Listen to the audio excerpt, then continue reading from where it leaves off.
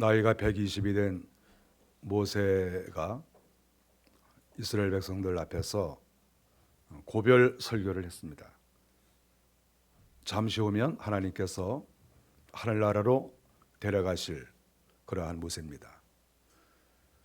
모세가 가나안 땅을 목전에 두고 그 바로 앞에 요단강 건너에 모압 평지라고 있는데 그 평지에 이스라엘 백성들을 다 모아놓고 마지막 설교를 하는 것이죠. 하나님께서 이 요단강을 건너게 하시고 저쪽에 보이는 저 가나안 땅을 하나님이 주실 것이다. 이렇게 설교를 하시는 겁니다.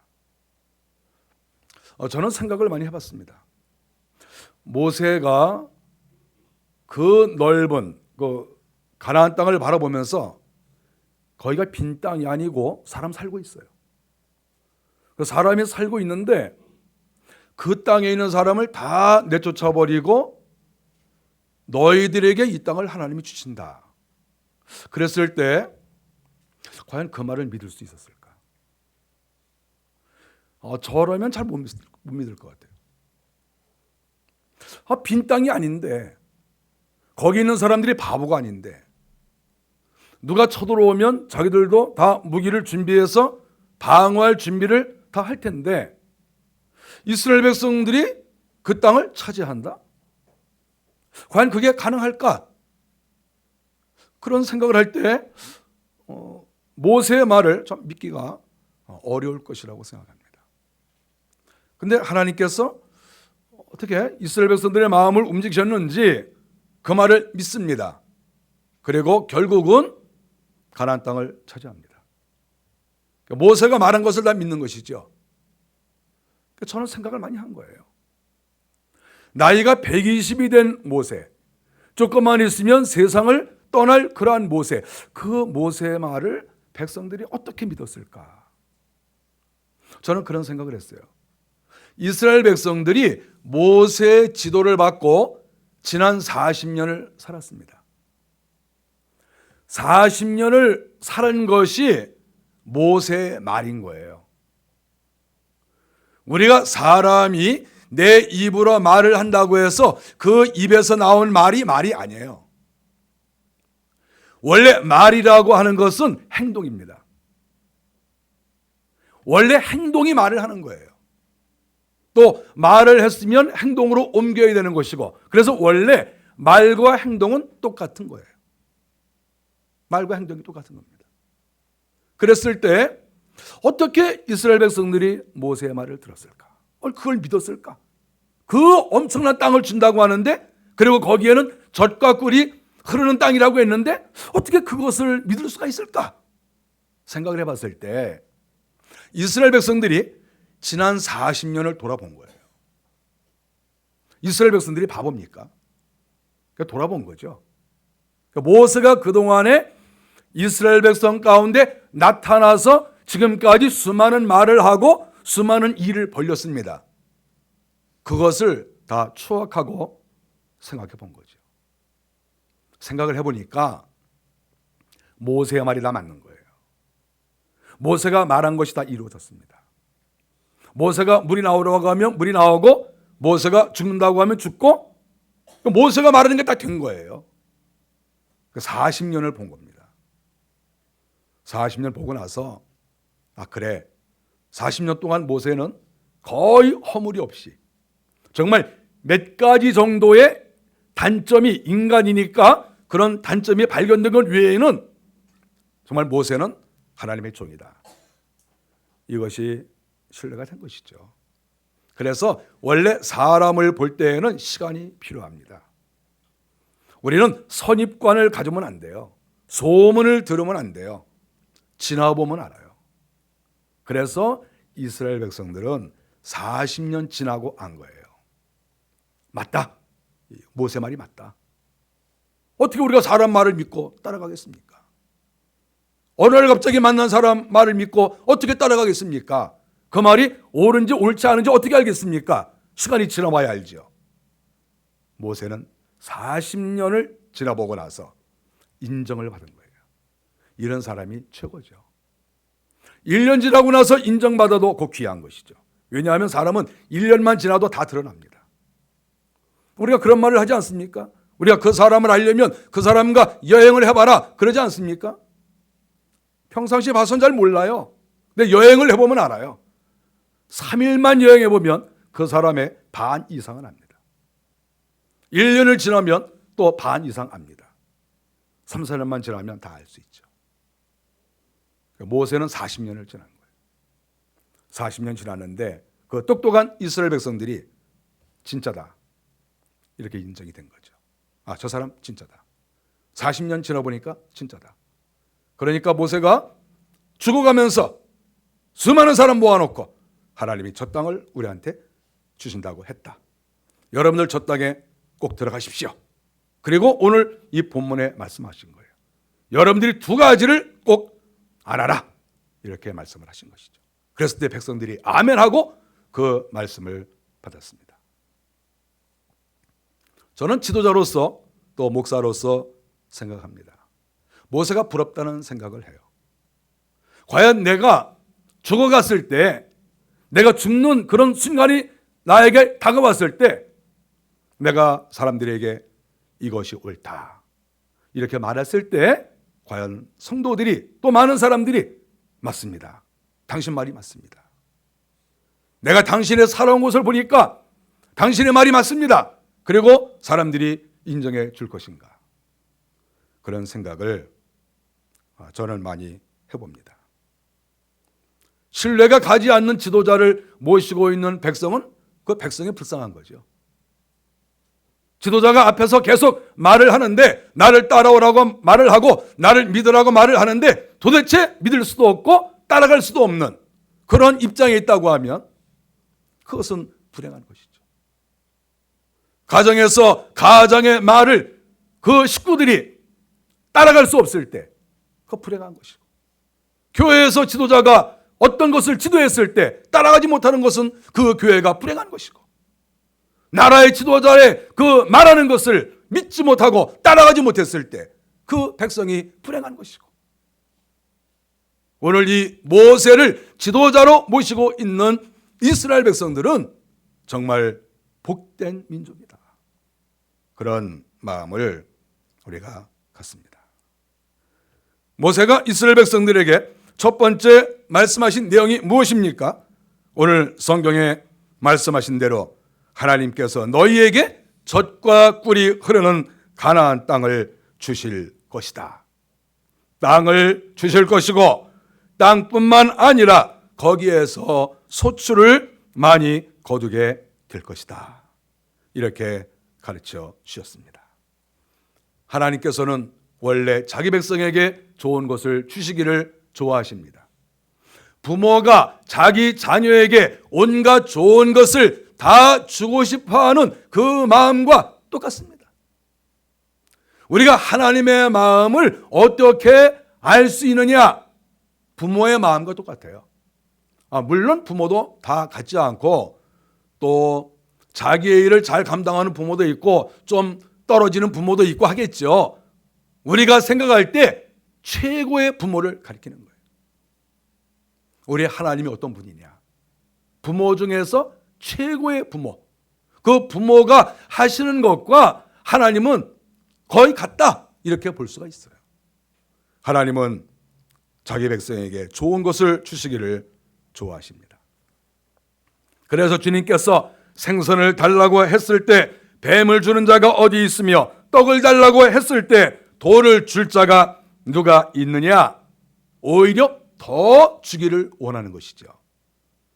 10,000원을 달라고 하면 20,000원을 주는 것이고 100,000원을 달라고 하면 200,000원을 주는 것이 부모예요. 그게 부모입니다. 부모가 뭐냐? 깎는 게 아니라 더해서 주는 게 부모예요. 바로 그것이 우리 하나님이에요. 우리 하나님의 마음은 속셈이 없어요.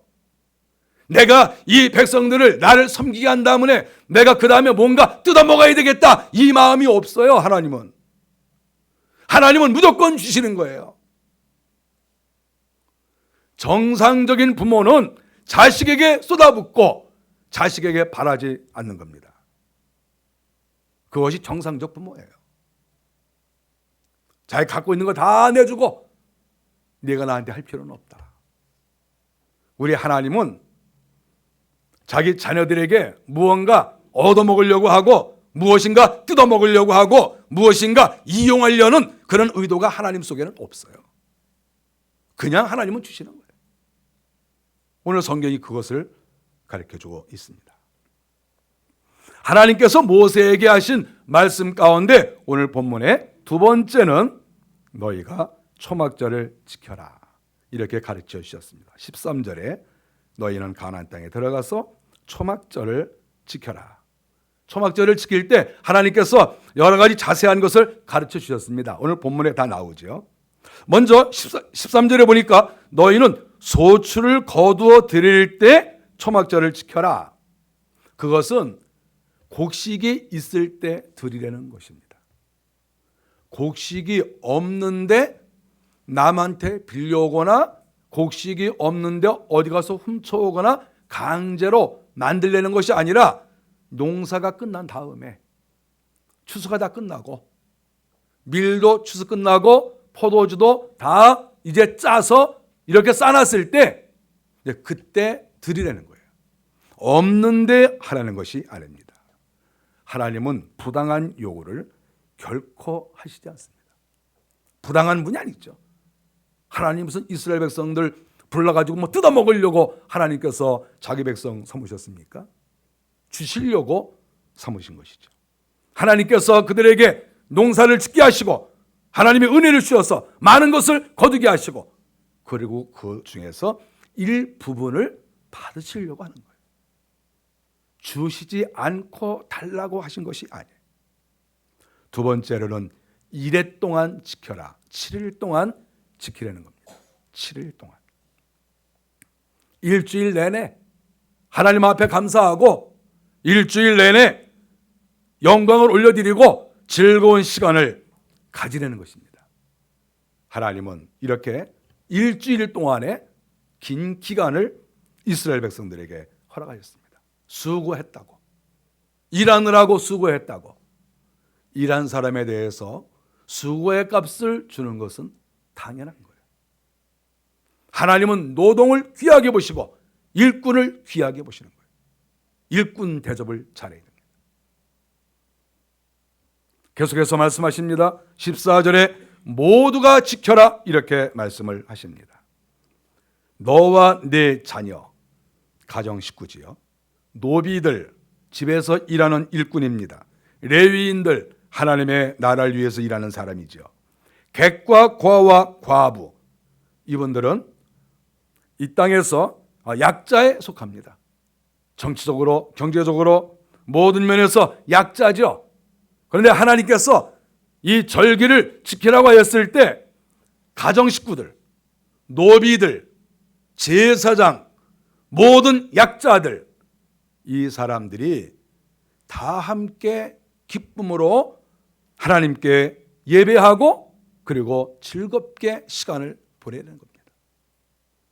하나님 앞에서는 이 땅에서 어떠한 사람이라도 똑같은 은혜를 베풀고 또 그리고 그 은혜를 받아야 된다고 하나님은 생각합니다.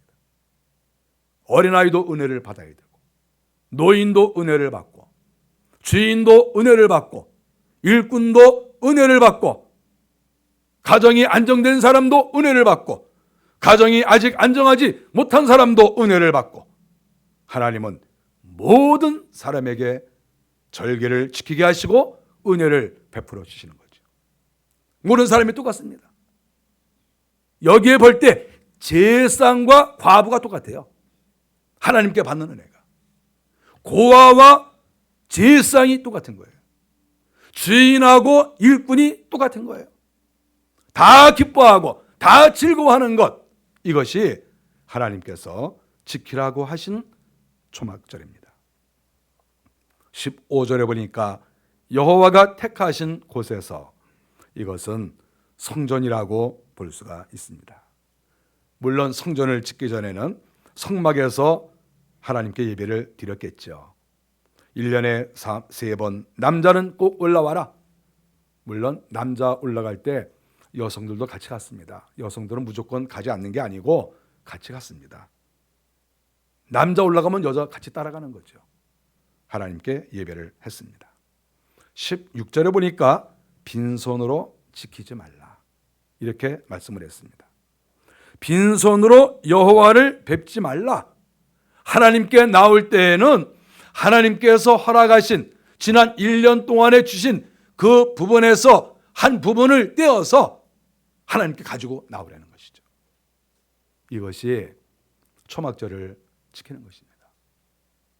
이스라엘 백성들이 농사를 짓고 탈곡을 하기도 하고, 우리가 이 구약 배경사를 보면 이스라엘 백성들이 탈곡을 해서 가져오기도 하고, 어느 때에는 밀단을 통째로 가지고 왔습니다. 그러니까 밀을 이만큼 묶지 않습니까?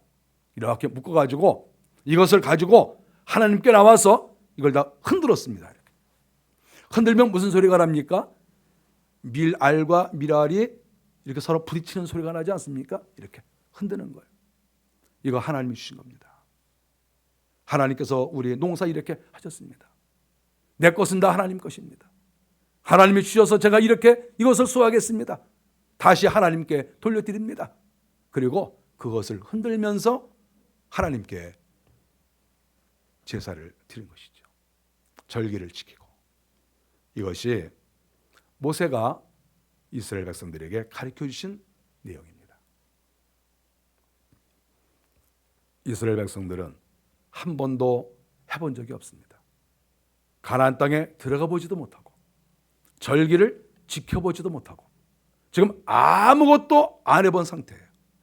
그런데 믿었습니다. 모세를 믿은 거죠. 이스라엘 백성들은 각자가 하나님을 체험하기 어려웠습니다. 모세가 모든 일을 다 한 것이죠. 그런데 모세를 믿었습니다.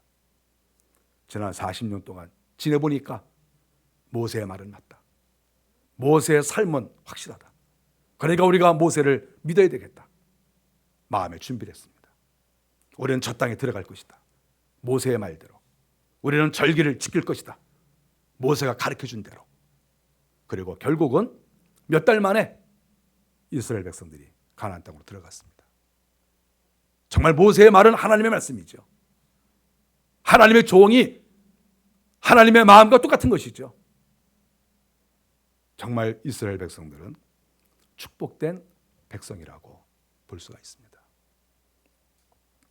하나님께서 오늘날 우리가 지금 추수감사절을 지키고 있는데 이 성격이 바로 초막절과 같은 성격입니다.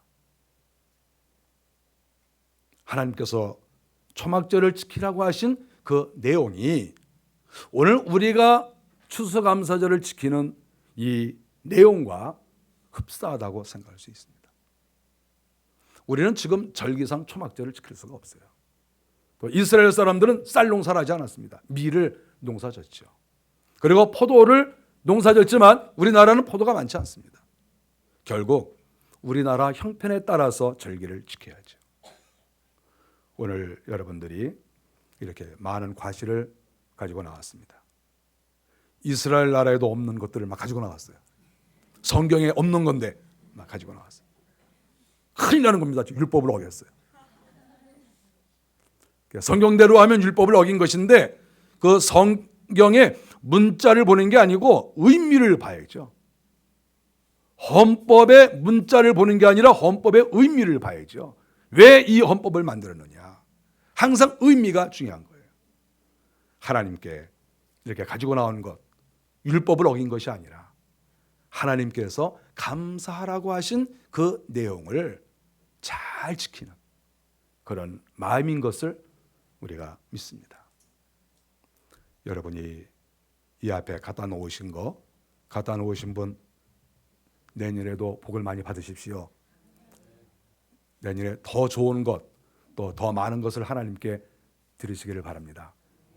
시골에서 목회하시는 제 동창이 있는데 제 동창은 이렇게 추수감사절 때는 여기 쌀이 10가마, 20가마가 쌓여 있대요. 이만큼 쌓여 있대요. 재밌다고 그래요. 실질적으로 농사한 것을 가지고 왔습니까?